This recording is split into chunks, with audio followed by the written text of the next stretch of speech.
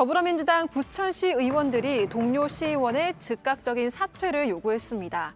민주당 소속 부천시 의원이 합동 의정연수 중에 국민의힘 소속 의원 2명을 성추행했다는 의혹이 제기되면서 논란이 되고 있죠.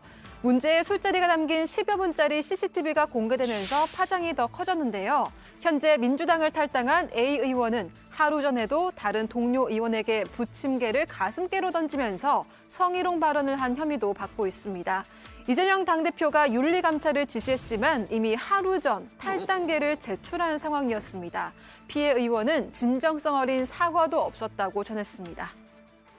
금요일 날 윤리위에 제소를 하고 나서 일요일 날 저녁부터 월요일까지 전화가 수차례 왔습니다. 근데 제가 지금 이런 상태에서 전화를 받기도 너무 힘들고 그 당시가 너무 떠올라서 수치스러운 마음도 들고 그래서 전화를 받지 못했습니다. 점점 드는 생각이 이분은 과연 나의 마음을 헤아리며 전화를 하는 것일까?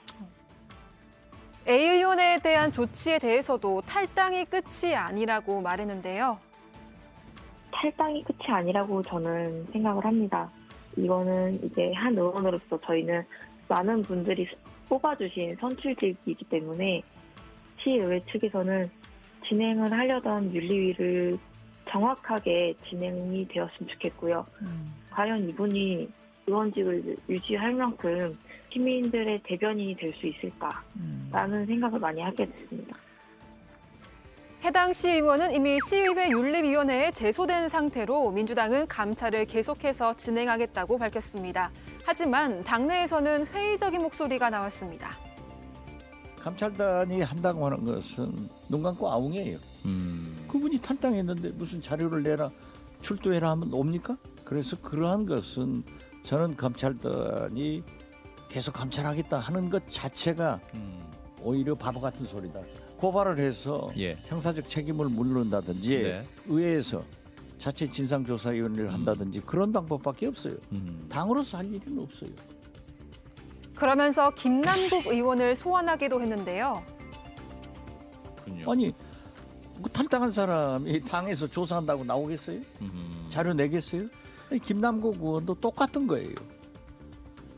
감찰 단계에서의 탈당이 민주당의 매뉴얼이냐는 비판도 나왔습니다. 이 민주당이 안 좋은 게 이게 매뉴얼이냐 뭐 이렇게 되는 거지 않습니까? 사고 쳐가지고 징계 들어가려고 하면 기본적인 이제 사실관계 조사는 또 필요한 거잖아요. 그 단계에서 탈당을 해버리면은 불이익을 받지 않는다. 그럼 나중에 상황 봐가지고 뭐 총선이나 대선 때 되면 또 사면령 같은 거 하거든요. 보통 뭐 다 같이 힘 모으자. 그럼 은근슬쩍 들어가려고 하는 거 아니냐. 특히 이재명 대표를 강하게 몰아붙이고 있는데요. 김기현 대표 어제 페이스북에 이재명 대표는 왜 김남국 의원직 제명에 나서지 않는가요? 캥기는 것이 있어서인가요? 라는 제목의 글을 올렸죠. 이 대표가 이 김남국 의원 구하기에 매달리고 있다는 지적인데요. 이재명 대표는 도대체 김남국 의원에게 무슨 약점이 잡힌 겁니까? 김남국의 코인 자산이 김남국의 개인 것이 아니라 대선 자금용 돈 세탁이었다는 세간의 의혹이 사실인 건가요? 김남국이 제명당하지 않도록 버티다가는 국민이 이재명 대표를 제명하는 사태에 직면하게 될 것입니다. 김남국 의원, 이 대표의 최측근인 이 7인회 중 한 명이죠. 지난 대선 때부터 이 대표의 이 호위무사로 활약을 해왔는데요. 대장동과 관련되어서는 그 이재명 공범 관계 자체가 아예 나오지 않은 그런 상황입니다.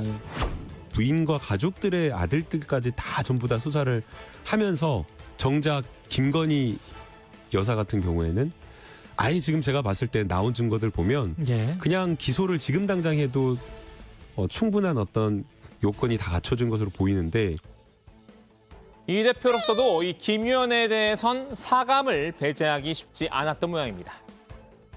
관련해서 이제 취재를 해보면 사실 김남국 의원에 대해서 이재명 대표가 많이 아파한다. 그러니까 사실 그 상당히 로열티가 높았던 측근이고 그리고 이제 성실하고 굉장히 열심히 이재명 대표를 보필했던 참모였기 때문에 아프냐? 나도 아프다. 각별한 사이였던 만큼 이 대표가 잠시나마 김 의원을 감싼 건 사실이라고 하는데요. 그러니까 여의도 국회의원 중에 사람이 몇 되지도 않는데 그중에서 김남국 의원은 매우 각별했던 터인 거죠. 그렇기 때문에 솔직히 말하면 상당히 대표가 온정주의적 태도가 있는 게 사실이다. 그러니까 뭐 캥기는 게 있다기보다는 아픈 손가락인 거죠. 이런 이 대표의 미온적 태도에 민주당 지도부 내에서도 자성의 목소리가 나왔죠. 내일은 노무현 대통령의 14주기 서거일입니다. 자신의 희생에 모두를 살린 대통령님 앞에서 우리는 과연 떳떳할 수 있는지 솔직히 자신이 없습니다. 이번 코인 사태와 관련해 우리는 기민하지도 단호하지도 못했습니다. 지난 전당대회에서 비명계 가운데는 유일하게 지도부에 입성한 고민정 최고위원입니다. 비단 이 대표뿐만 아니라 민주당이 코인 논란을 두고 보인 행태 자체를 문제 삼았는데요. 민주당의 대처가 윤석열 대통령과 닮아 있다고 질타했습니다. 첫째, 문제를 지적하는 이들을 원색적으로 비난하며 윽박질렀습니다. 둘째, 코인 투자가 불법이 아닌데 뭐가 문제냐고 말합니다. 국회의원에게 개인의 권리를 제한하는 겸직 금지와 재산 공개라는 제도가 왜 있는지 생각해야 합니다. 셋째, 검찰의 야비한 표적 수사의 결과물이라고 말합니다. 부정하지 않습니다.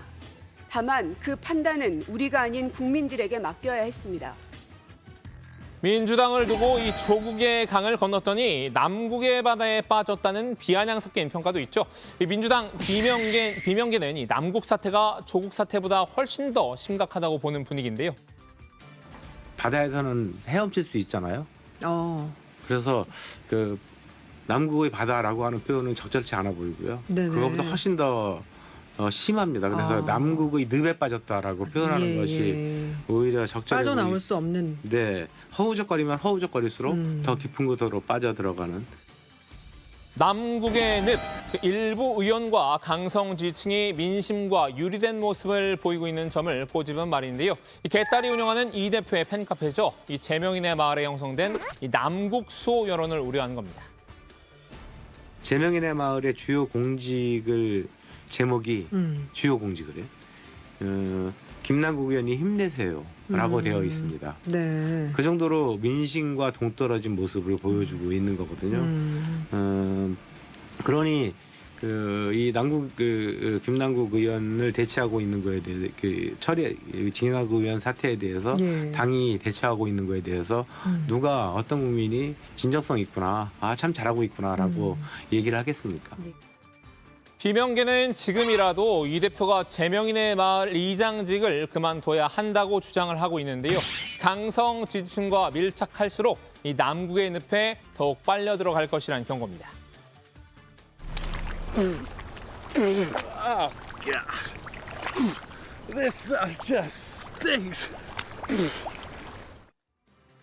반면 친명계는 제명인의 마을 이장직 문제는 중요하지 않다는 입장인데요. 여러 국정이나 민생을 논하는 과정에서 그렇게 카페가 중요합니까? 저는 인터넷 카페가 그렇게 중요한지 모르겠는데요.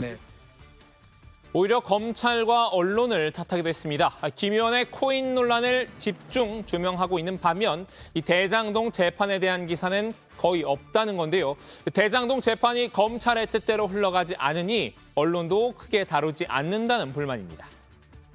이재명 대표와 관련된 여러 의혹들 모두 다 재판이 진행되고 있고 그 재판 진행 과정에서 검찰이 설득력 있고 실질적인 증거를 만약 제시했다면 언론이 또 대대적으로 보도했을 겁니다. 전혀 보도가 안 되고 있습니다. 재판 내용은.